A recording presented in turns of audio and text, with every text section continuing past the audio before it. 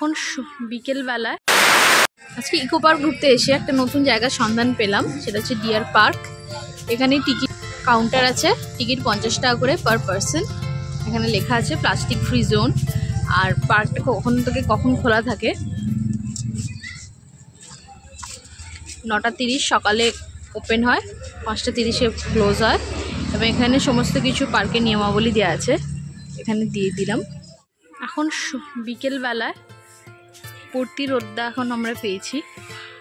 এখানে বিশাল বড় বড় খাঁচা আছে,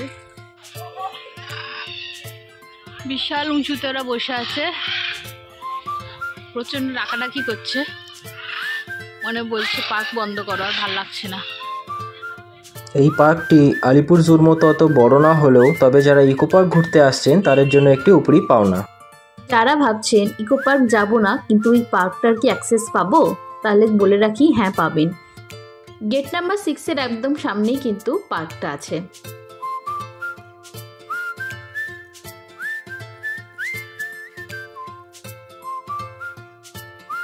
ছোটবেলা থেকে চিড়িয়াখানা গেলেও এত কাছ থেকে জিরাফ দেখার সৌভাগ্য কিন্তু কখনো হয়নি।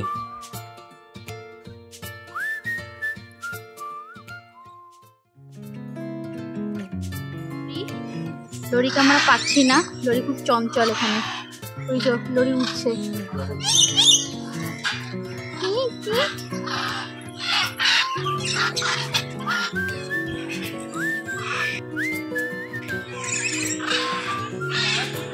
কোথায় গেলি লরি?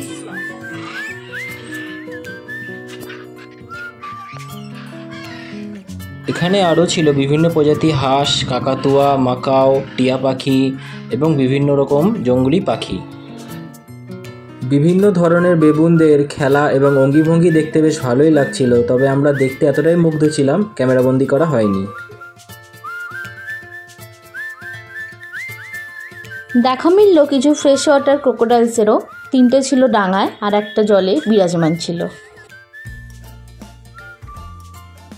এবারে দেখা মিলল তাদের যাদের নামে এই পার্ক। আমরা পৌঁছেছিলাম 4:30-এর সময়, তখন সমস্ত পশু পাখিরই আহারের সময় চলছিল, তাই ওরা সামনে আসেনি। পার্কটি ছিল খুব ওয়েল মেনটেন্ড এবং পরিষ্কার পরিচ্ছন্ন। এটি ছোট এবং বড় দুজনেরই ভালো লাগবে, দুজনের জন্য এটি খুব শিক্ষণীয় জায়গা। মাত্র 50 টাকায় এত সুন্দর পরিবেশ উপভোগ করা কিন্তু সবসময় হয়ে উঠবে না, তাই দেরি না করে ঘুরে আসুন নিউটাউন হরিণালয়। আবার দেখা হচ্ছে অন্য কোনো ভ্রমণ ভিডিও নিয়ে।